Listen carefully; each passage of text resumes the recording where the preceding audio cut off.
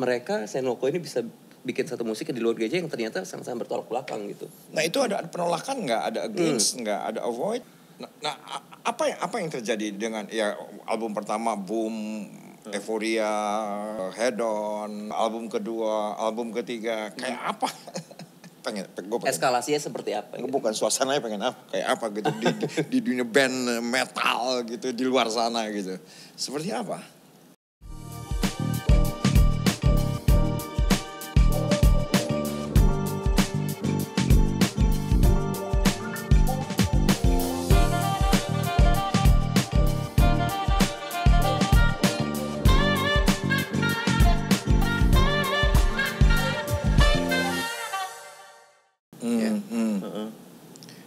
Karena aliran musik yang kalian pilih juga di luar mainstream, out of the box. Kalian udah dapetin stigma yang dari lingkungan gereja yang sudah salah, judgementnya salah gitu.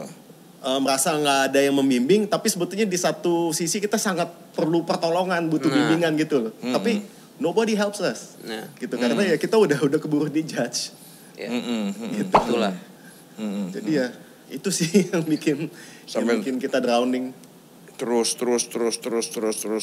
Nah dari aku nanti akan ngobrol soal Berry itu, tapi yang tadi kan terjadi secara kolektif gitu ya. Ya tadi disebut dua nama, Iwan sama Gabriel aja. Sama Gilbert. Sama Gilbert aja. Apa yang terjadi dengan mereka? Iwan itu salah satu founder musik Senloko sama Gilbert. Sekitar tahun 2017 atau 18 sempat ada yang kena juga. Personil Senloko itu ketangkep. Ya itu mungkin salah satu titik parahnya ya. Ada 2 personil kita pernah. Dua sekaligus itu? Enggak dalam waktu yang bersamaan. Okay. Sempat waktu itu Gilbert kena, terus nggak lama Tius kena juga. Itu ya bisa dibilang apa ya titik terendahnya Senloko, terendah di benar-benar mulai dari nolnya dari situ ya, di musim kehidupan ngebandnya Senloko sih. Jadi kalau dulu juga pernah juga agak rame di news, kamu dilempar disiram sempet disiram air keras, siram soda api. Itu tahun berapa ya itu? Itu 2012 atau 2013 ya. Kita tahun segitu sih. Waktu itu pulang manggung di kejadian di Malang di lobi hotel. Itu 2012 atau 13 gue agak Oke. Udah lama juga sih. Oke, jadi kejadian-kejadian itu udah gitu teman-teman kena dan masuk yang akhirnya 2018. Nah, Berry sendiri dengan segala spiritual journey juga berbelok-belok gitu ya. Spiritual life juga belok-belok juga pastinya berakibat kepada keluarga, kepada orang-orang yang terdekat. Turning point-nya apa? Mulai dari nolnya, seperti apa yang Berry alami? Turning point Berry. Saya sendiri atau? Ya, Berry. Mungkin bisa dibilang ini sih ya, turning point-nya jawaban dari doa dari mama sih. Oke. Yang gue tahu saat itu tuh emang doanya nyokap gue tuh pingin banget tuh anaknya tuh bisa balik back to home again. Apapun caranya itu dia udah. Sorry, tapi di poin itu berarti waktu itu mama tahu kalau Berry waktu itu udah ngobat segala macam gitu ya? Tahu. Udah dari day one udah. Oke. Ya, jadi bisa bayangin gimana sabarnya nyokap gue untuk untuk tetap bisa ngasihi anaknya yang luar biasa rebel, kelebihan energi ini. Ya turning point-nya itu sih. Dan ya mungkin doanya nyokap akhirnya terjawab. Gue mulai kayak ngerasa ada kayak conscious panggilan gitu, ada kayak conscious. Berry, no matter what I always love you. Selalu ada suara itu. Gue akan no matter what, aku akan selalu menunggumu. No matter what, aku selalu mengasihimu. Apapun yang udah pernah lo lewatin, udah pernah lo jalanin, I'm always be there. Untuk nunggu engkau pulang lagi ke aku. Nggak tahu, selalu ada kayak suara kayak gitu ya. Nggak tahu ya, nggak mungkin ya itu hasil dari doanya nyokap ya. Nggak tahu juga ya. Ya itu akhirnya pikiran seperti itu yang akhirnya mulai pelan-pelan tuh mulai berubah. Mulai kayak ngemotivasi gue tuh untuk I need my turning point. I need make a big bikin putaran balik yang besar gitu sih. Dan semua itu bisa gue lakukan tuh paling enggak basicnya tuh gue harus bisa main control dulu sih. Gitu sih. Karena dengan main control itu gue akan bisa punya kendali untuk bisa punya kuasa untuk mengatur semua kemauan, semua keinginan, semua semua aspek positif gue untuk jadi kenyataan di hidup gue ya dengan main control itu dulu sih gitu. Dan waktu itu yang paling basic yang pertama gue lakuin tuh adalah dengan berhenti rokok kali ya. Awalnya itu dulu sih ya. Soalnya mungkin atau mungkin itu kayak hal kecil, cuman mungkin itu basic dari segala macam yang adiksi hal-hal yang nggak bisa gue kendaliin di hidup gue sih, mungkin ya itu paling basicnya dari itu dulu sih ya. Akhirnya 2017 Agustus akhirnya gue benar-benar berhenti ngerokok, tapi itu juga nggak langsung berhenti ya. Setelah kurang lebih setahunan sih proses. Akhirnya setelah itu ya pelan-pelan dari berhenti ngerokok, dari aspek lain di hidup gue bisa mulai bisa gue kontrol, khususnya sugesti, keinginan untuk mengkonsumsi drugs. Udah lama gak dengar kata sugesti nih. Dan yang amazing juga mulai timbul mulai timbul kepekaan berpikir untuk punya hati hati seorang bapak ya, mungkin istilahnya kayak gitu ya. Lebih memikirkan istri, lebih memikirkan anak, lebih orang tua kita yang udah besar banget jasanya untuk untuk ngebesarin kita walaupun dalam berbagai macam circumstances yang mungkin bisa dibilang konyol, nggak masuk akal banget, tapi mereka tetap ada selalu untuk kita ya. Mulai bisa bisa lebih mikirin orang lain, khususnya yang kita kasihin di hidup kita sih. Itu sih yang indah banget sih. Sebetulnya kelihatannya sih simple, hal biasa gitu, daily stuff gitu kan. Cuman ya setelah bener-bener kita murni bisa ngerasain itu, bener-bener rasanya dari hati kita, bener-bener kayak ngerasa itu, that's the beauty of life ya. Life is about that. Kasih Tuhan tuh sesimpel itu sebetulnya, itu sih indahnya. Indahnya the love of Christ tuh ya.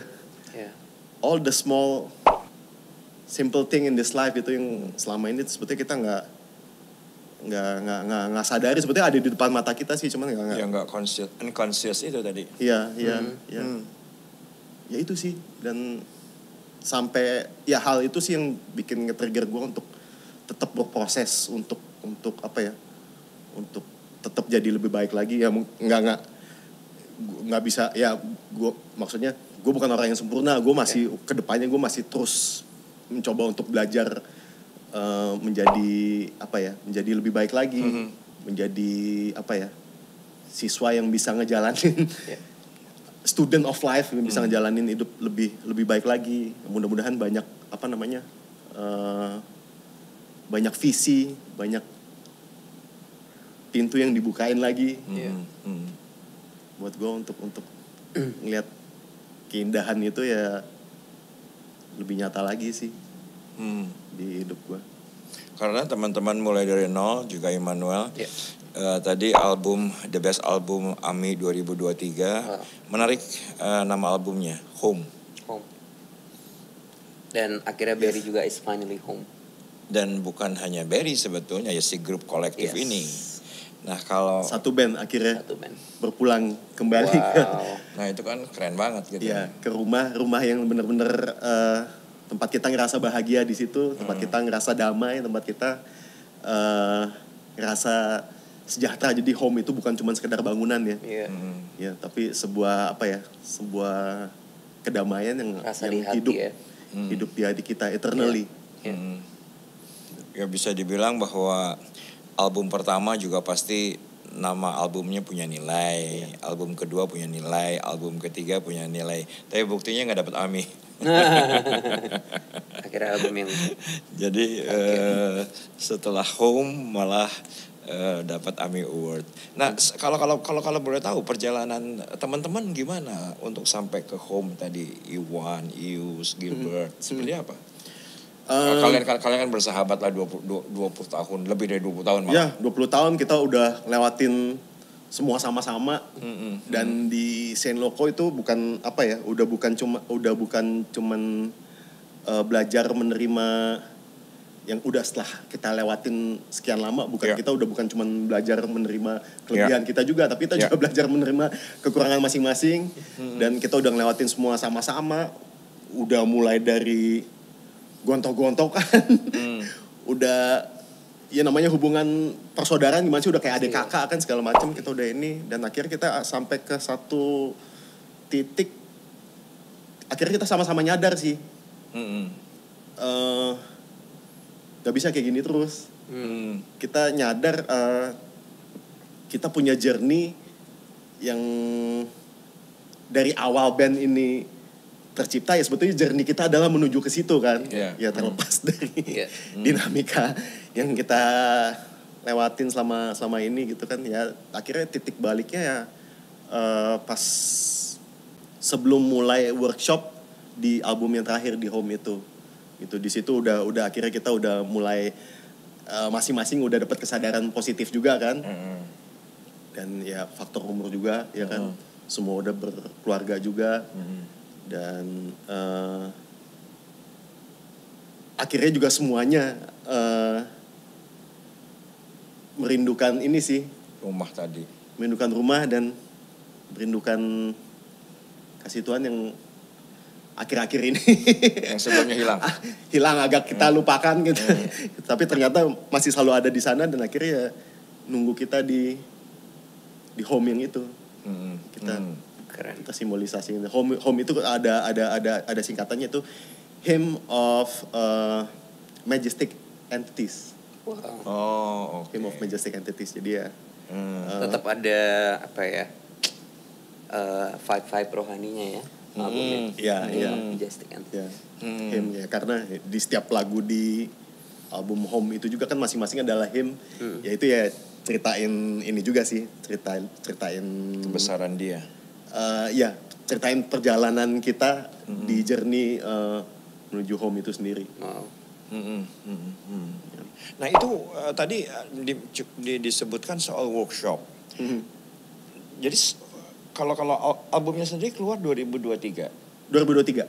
Oke, terus AMI pastinya akhir 2023. Iya. Workshopnya tahun berapa? Workshop itu pas lagi pandemi kemarin. Ya, jadi kita mulai workshop itu udah mulai dari 2021 sih. Oke. Setelah PPKM agak merendah, bisa ngumpul, bisa refleksi kehidupan. Ya akhirnya saya pada sebuah titik dapetin Home itu. Iya. Kurang lebih setahun sih kita workshop. Akhirnya apa aja yang dikerjain workshop? Gue pengen tahu.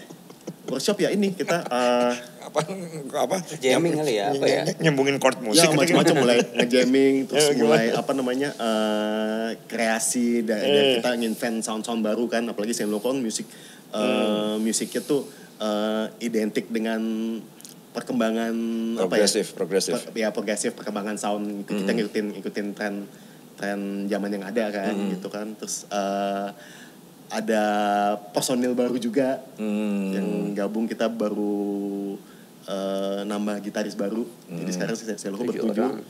Namanya Asido. Dan yang paling muda di band adik kita semua. Dan ya itu proses kita berembuk bareng sama-sama. Berembuk bareng sama-sama. Kita bener-bener enjoy ngerjain proses album ini. Dan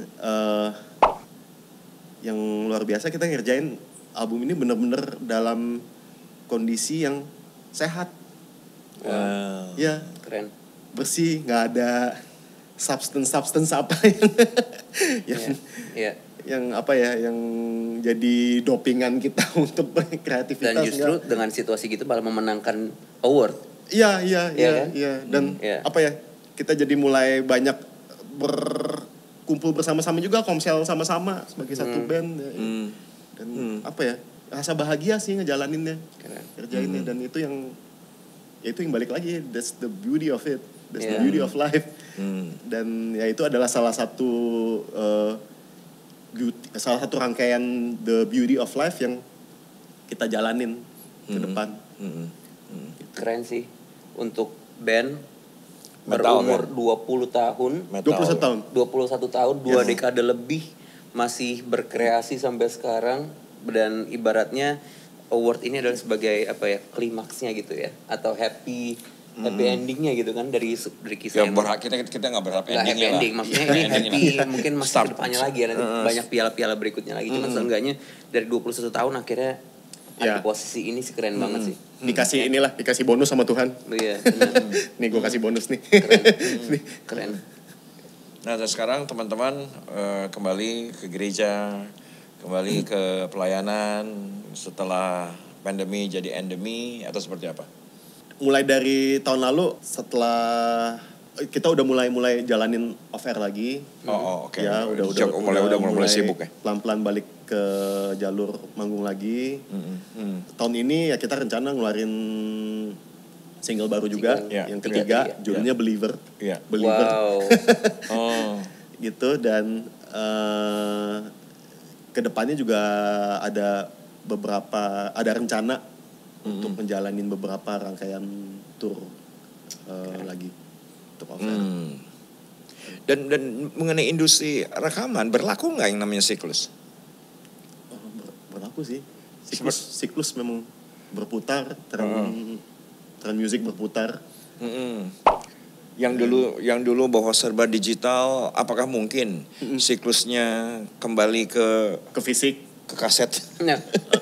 Aduh, kalau kaset lagi agak ribet ya kayaknya. Gimana? Tapi mungkin aja sih belakangan ini ada fenomena balik lagi ke tren fisik.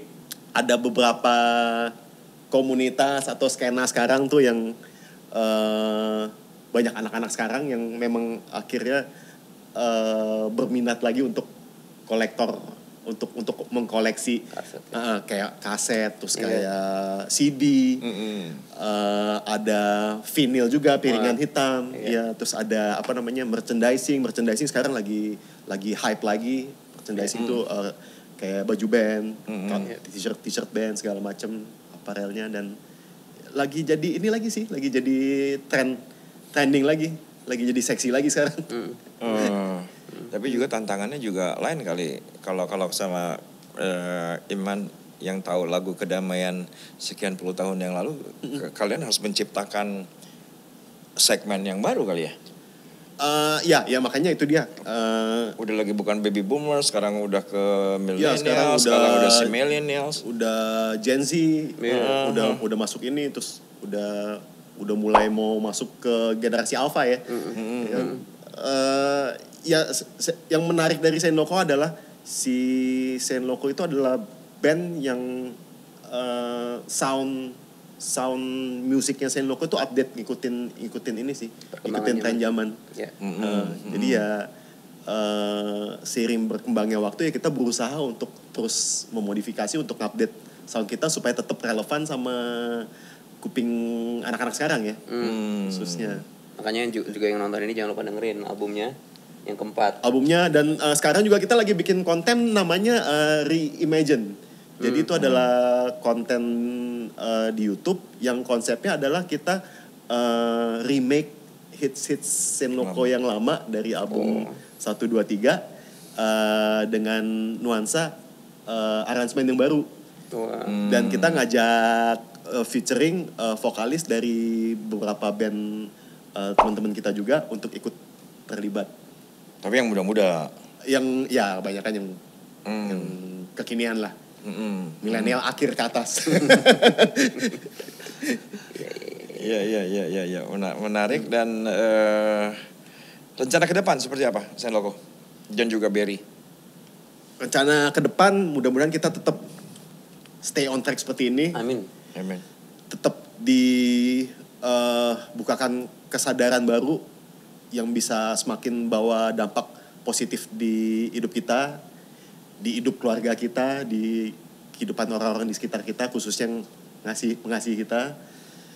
Dan ya mudah-mudahan kita bisa jadi ini ya, bisa jadi impact yang baik, bisa jadi terang. Amin. Ya puji Tuhan, teman-teman, kita hari ini mendapatkan satu perjalanan rohani yang luar biasa dari Berry Manoh.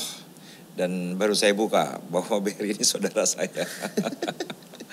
Walaupun dari banyak ceritanya, 80% saya nggak tahu. Saya cuma tahu dari istri saya karena memang keluarga dari Elsa, beliau adalah paman daripada Elsa. Jadi Elsa punya kakeknya punya istri, ini anaknya. Jadi kami bukan keluarga jauh tetapi paman tapi rasa sepupu kali ya kalau dalam hubungannya. Rasa keponakan. Rasa keponakan ya. Elsa lebih berasa kayak Tante. Kakak saya sih sebetulnya. Jadi seperti itulah, senang. Thank you Emmanuel, thank you Berry untuk waktunya. Dan teman-teman muda mulai dari nol terus ikuti episode berikutnya, dan teman-teman pasti mendapatkan inspirasi bagaimana mulai dari nol kehidupan Berry Manoh, Berry Senloko, dan ini juga bisa menjadi inspirasi untuk teman-teman yang lain. Silahkan share kepada banyak teman-teman yang lain. God bless you. God bless you. Berbeda era. Iya, jadi terlalu jauh gapnya kan gitu. Tapi ya sekarang ya baru nyadar ternyata ya memang sebetulnya positif. Bahkan kalau anak sekarang jadi kebanggaan, gue anxiety nih. Gua itu sampai di DO zaman sekolah itu sampai 2 kali nggak naik kelas dan akhirnya di DO.